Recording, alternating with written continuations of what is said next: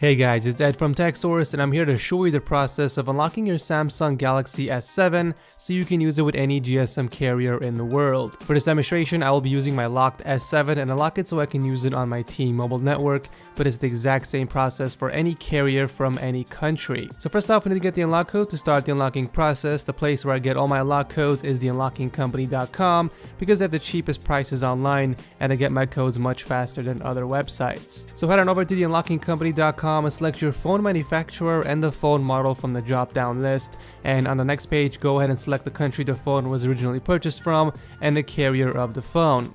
In my case, I purchased it in the United States and the original carrier is AT&T. Before we continue, we need the IMEI number of the S7, and the way you look that up on your phone is to open up the dial pad and enter in *#06#. Once the phone displays the IMEI number, you have to go back on the website and enter that in. And once everything is filled out, select get unlocking code and that will take you to the final screen where you have to check out. After checking out, they will email you the unlock code. The price and delivery time of your code varies by phone, but don't worry because as I said before, you are getting the cheapest prices online with the fastest delivery times. So once you receive your unlock code from the unlocking company, it's time to unlock your phone. So go ahead and pop open the SIM tray, which should be located on the top, and insert the SIM card you want to use with the phone. I want to use the S7 on my T-Mobile network, so I'm putting in my T-Mobile SIM card. If your SIM card doesn't fit, then you have to adjust the size in order for it to work. There's a link below to show you how that's done. Once the SIM card is inside the phone, it should take you to the SIM unlock page, and this is where you enter the unlock code